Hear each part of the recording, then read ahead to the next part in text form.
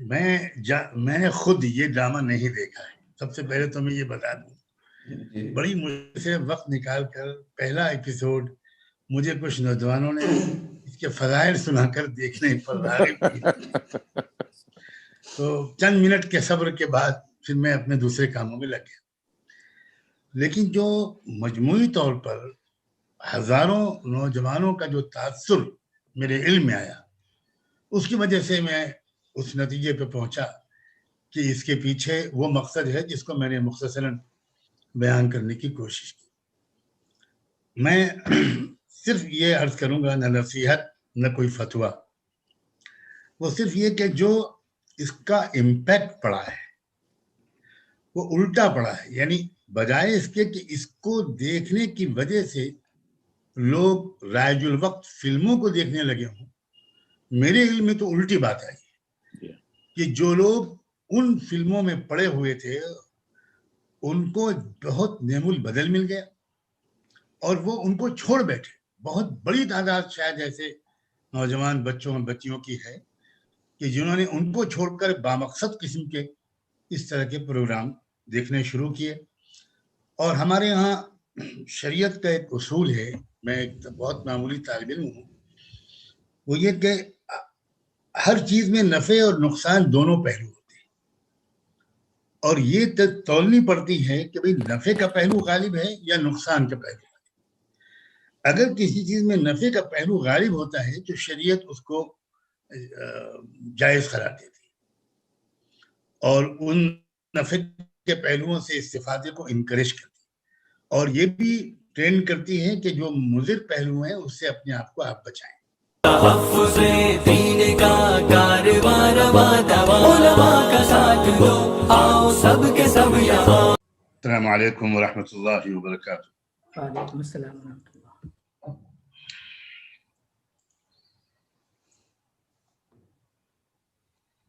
بہت ہی مفید گفتگویں ابھی تک سننے کو ملی, اور یقیناً مجھے تو اعتراف ہے کہ میری معلومات میں اضافہ ہوا.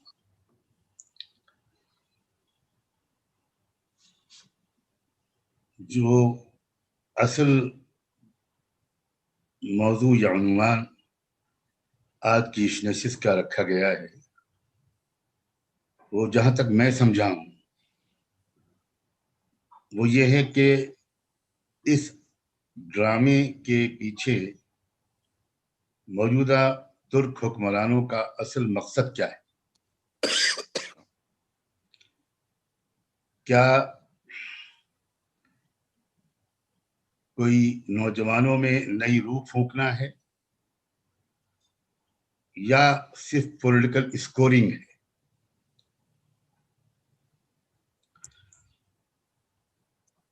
میرا احساس یہ ہے کہ یہ موضوع ابھی تشنہ رہ گیا ہے.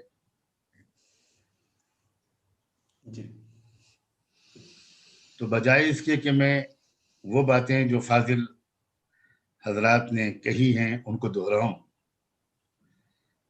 بہتر ہوگا کہ میں صرف اسی نقطے پر اپنی معروضات کو مرکوز رکھوں. میرا ترکی کا سفر تو صرف ایک ہی دفعہ ہوا ہے,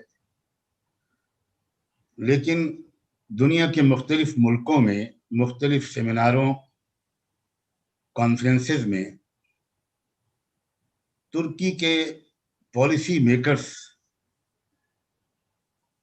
اور علماء, دانشوروں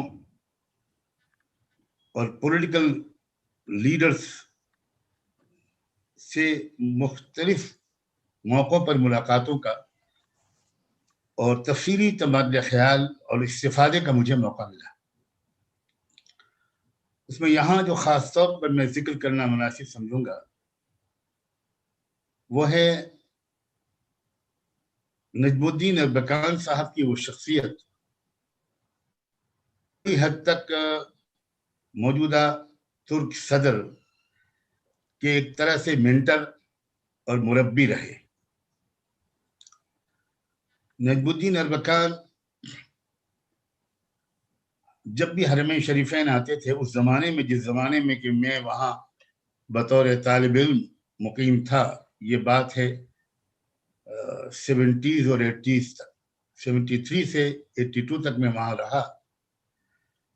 اس دوران نجم الدین اربکان سے میری 3 تفصیلی ملاقاتیں ہوئیں، اور سرسری ملاقاتیں تو 6-7 یا 8-10 دفعہ ہوئی. اور اس ملاقات کے اصل میں وجہ یہ تھی، میں تو ایک بہت ہی نوجوان اسٹوڈنٹ تھا، کہ وہ میرے والد ماجد مولانا محمد منظور نعمانی اور مولانا ابوالحسن علی ندوی، ان دونوں کے بہت قدردان تھے.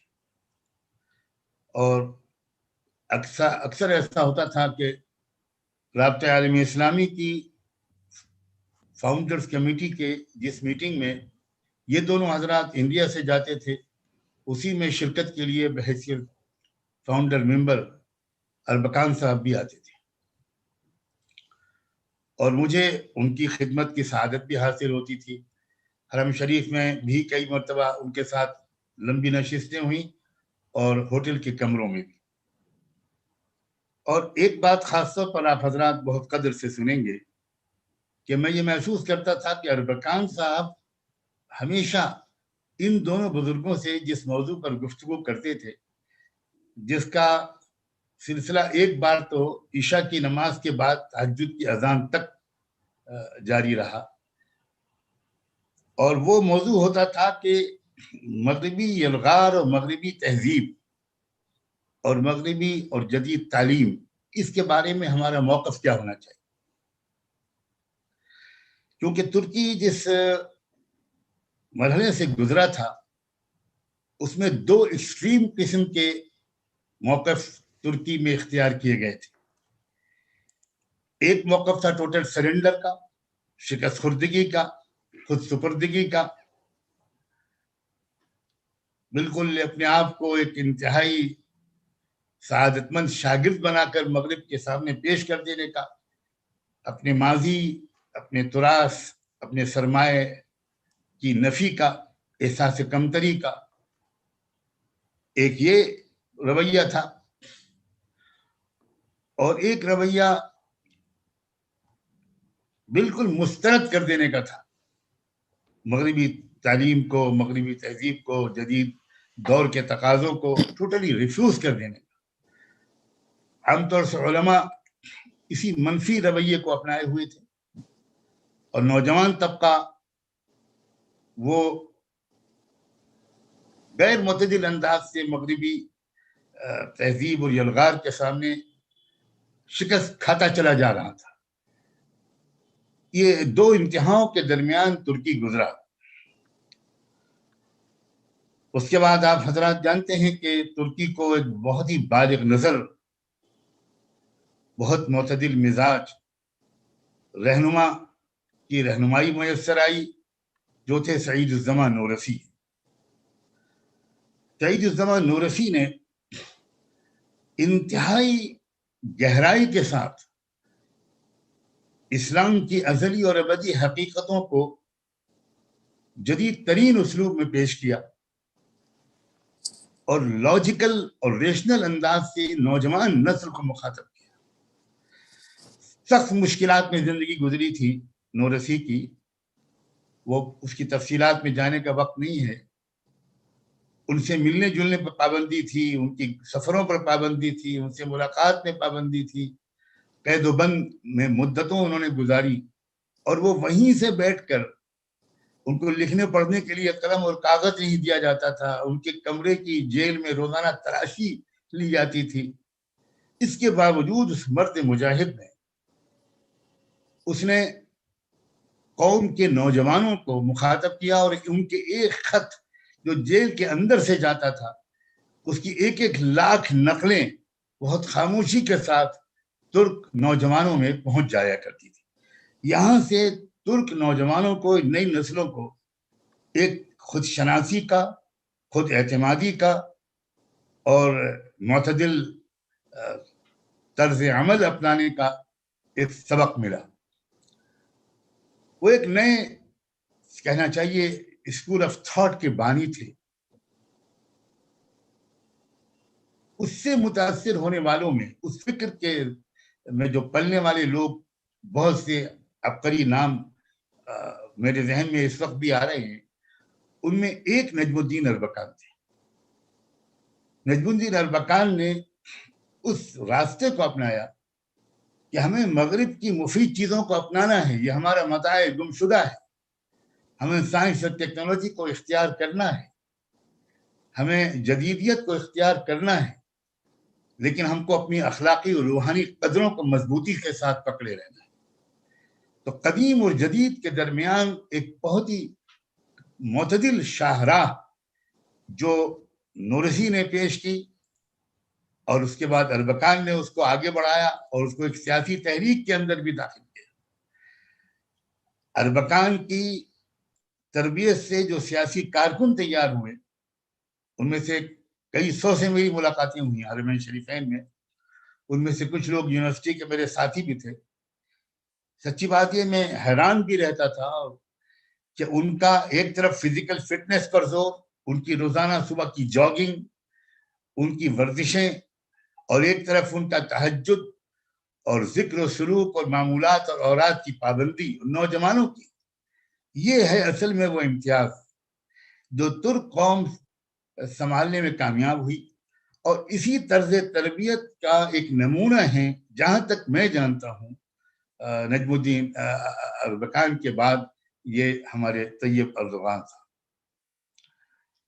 تو جہاں یہ دراصل ایک خاص مشن کے مطابق ترک قوم کو اولاً اور ثانیاً پوری دنیا کی مشرقی قوموں کو ایک سبق دینا چاہتے ہیں، ایک ذہنی تربیت اور نفسیاتی تربیت کرنا چاہتے ہیں.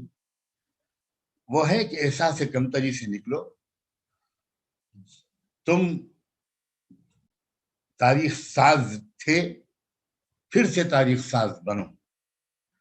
تو خود اعتمادی قوم کے اندر بحال کرنا، شجاعت اور جرت کی مطلوبہ خوراک قوم کے نوجوانوں کو دینا،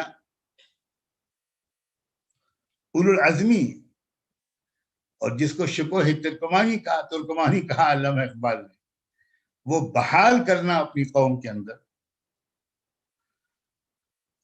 جدید ترین تعلیم پاؤ، ہتھیاروں سے لیس ہو، ٹیکنالوجی کو اختیار کرو، کسی قوم سے پیچھے مت رہو، لیکن اس دوڑ میں اپنی تہذیبی قدروں سے اور اپنے روحانی سرمایے سے ذرا بھی دستبردار ہونے کی غلطی مت کرنا.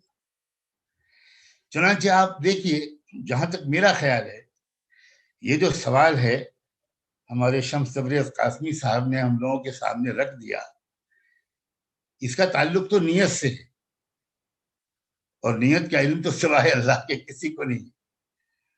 کون کہہ سکتا ہے یقین کے ساتھ کہ ترک صدر نے، ترک حکمراں نے یہ ڈرامے پولیٹیکل اسکورنگ کے لیے بنائے یا قوم کو بھولا بسرا سبق یاد دلانے کے لیے، خود اعتمادی بحال کرنے کے لیے، اور نفسیاتی طور پر جس شکست خوردگی سے مشرقی قومیں اور ملت اسلامیہ گزر رہی ہے، اس احساس کمتری سے، شکست خوردگی سے نکالنے کے ارادے سے انہوں نے یہ ڈرامے شروع کروائے، اور ایک سیریز ہے ڈراموں کی. تو جہاں تک یقین سے کہنا کہ اس مقصد سے کروائے، یہ تو اللہ ہی بہتر جانے. لیکن مجھے کوئی جواز اس بدگمانی کا کم سے کم مجھے نظر نہیں آتا کہ انہوں نے صرف اپنی پولیٹیکل اسکورنگ کے لیے یہ کروایا. ورنہ میں نے سنا ہے کہ ایک نیا ڈرامہ بھی شاید آ چکا ہے یا آنے والا ہے، جو بر صغیر کے لوگوں نے تحریک خلافت کے ذریعے سے خلافت عثمانیہ کی جو مدد کی، اور اس سلسلے میں جو انہوں نے قربانیاں دی جانی اور مالی، اس پر بھی ایک ڈرامہ وہ بنا رہے ہیں. پھر میں کون سے پولیٹیکل اسکورنگ کی ان کو ضرورت پڑی ہے، کیا فائدہ ان کو ہوگا؟ اور یہاں کے بر صغیر کے لوگوں کی قربانیوں کو یاد دلانے سے ترکی کی ان کی کانسٹیٹوئنسی پہ کیا اثر پڑے گا؟ اس لیے قرین قیاس تو یہی ہے. حیائی जज्बात रखते हैं पूरे एतदाल के साथ, उसमें कोई इंतहा पसंदी नजर नहीं आती, उसमें कोई बहुत ज्यादा दाएं या बाएं झुकाव नजर नहीं आता। वो यूरोपियन यूनियन के साथ भी अपने ताल्लुकात को बहाल रखना चाहते हैं। उनका सफारत खाना आज भी इसराइल में मौजूद है, और जिस तरह का वो अप्रोच रखते हैं, जिस तरह की उनकी पार्टी अप्रोच रखती है, उससे ये अंदाजा होता है कि उनके मद्देनजर इस किस्म के ड्रामों को रवाज देने से कौम को एहसास कमतरी से निकालना है। क्योंकि आप अच्छी तरह समझते हैं आप हजरात कि असल शिकस्त फतेह का ताल्लुक नफ्सियाती कैफियत में होती है। जंगें जीती जाती हैं खुद एतमादी के बलबूते पर, और हारी जाती हैं जंगें एहसास कमतरी की वजह से, जहनी मरूबियत की वजह से। तो तुर्की ही पर सबसे पहले ये हमला हुआ था, तुर्की ही सबसे पहले इस आजमाइश के दौर से गुजरा कि हमारा मगरबी तहजीब और मगरबी तालीम के साथ हमारा रवैया क्या होना चाहिए। तो तुर्की ही की ये जिम्मेदारी भी थी और इस्तेदाद भी थी, सलाहियत भी थी कि वो मशरकी कौमों की रहनुमाई करे और एक बहुत ही बैलेंस्ड अप्रोच दुनिया के सामने अमली तौर पर बरत कर उसके कामयाब तजुर्बे दुनिया के सामने पेश करे। मेरा अपना एहसास तालिब इल्माना यह है कि ये जो ड्रामा है, ये ड्रामा भी उनकी इसी तरह की कोशिशों की एक कड़ी है, और हम उस दौर से गुजरे हैं बर्रे सगीर में कि उस वक्त नसीम हिजाजी के नावल खुद एतमादी के और एहसास कमतरी से निकलने के लिए बेहतरीन जरिया समझा जाता था। अब्दुल हलीम शरर के नावल और इसी तरह मुख्तलिफ और तख्लीकारों की तख्लीकात। अब ये जमाना जाहिर है कि पढ़ने का कम और देखने का ज्यादा हो गया है, तो उन्होंने ये तजुर्बा किया, और मेरा ख्याल ये है कि जो रिस्पांस दुनिया के लोगों ने दिया है, तो शायद लोग उनकी राय को दुरुस्त ही करार देंगे और इस तजुर्बे को इनकरेज ही करेंगे। मैं इतना ही अर्ज करना चाहता हूँ, मैं कोई मुफ्ती तो हूँ नहीं, और गनीमत है कि कोई फतवा मांग कर हमको किसी आजमाइश में मौलाना कासमी साहब ने मुब्तला नहीं किया। यहाँ मैं जानबूझकर सहाफ़ी कासमी साहब नहीं कह रहा हूँ, मौलाना कासमी साहब कह रहा हूँ, ताकि फतवे अगर हम पर लगे तो इन पर भी लगे, और दिफा हमारा ये करने के लिए काफ़ी है। बहुत बहुत शुक्रिया, जज़ाकुमुल्लाह। मैंने खुद ये ड्रामा नहीं देखा है, सबसे पहले तो मैं ये बता दूँ। बड़ी मुश्किल से वक्त निकाल कर पहला एपिसोड मुझे कुछ नौजवानों ने इसके फज़ाइल सुनाकर देखने पर राग़िब किया। तो चंद मिनट के सब्र के बाद फिर मैं अपने दूसरे कामों में लग गया। लेकिन जो मजमूई तौर पर हजारों नौजवानों का जो तासुर मेरे इल्म में आया, उसकी वजह से मैं उस नतीजे पे पहुंचा कि इसके पीछे वो मकसद है जिसको मैंने मुख्तसरन बयान करने की कोशिश की। मैं सिर्फ ये अर्ज करूंगा, न नसीहत न कोई फतवा, वो सिर्फ ये कि जो इसका इम्पैक्ट पड़ा है वो उल्टा पड़ा है। यानी बजाय इसके कि इसको देखने की वजह से लोग राजुल वक्त फिल्मों को देखने लगे हों, मेरे इल्म में तो उल्टी बात आई कि जो लोग उन फिल्मों में पड़े हुए थे उनको बहुत नेमुल बदल मिल गया और वो उनको छोड़ बैठे। बहुत बड़ी तादाद शायद ऐसे नौजवान बच्चों और बच्चियों की है कि जिन्होंने उनको छोड़कर बामकसद किस्म के इस तरह के प्रोग्राम देखने शुरू किए। और हमारे यहाँ शरीयत का एक उसूल है, मैं एक बहुत मामूली तालिब इल्म हूँ, وہ یہ کہ ہر چیز میں نفع اور نقصان دونوں پہلو ہوتے ہیں، اور یہ تولنی پڑتی ہے کہ بھئی نفع کا پہلو غالب ہے یا نقصان کا پہلو غالب ہے۔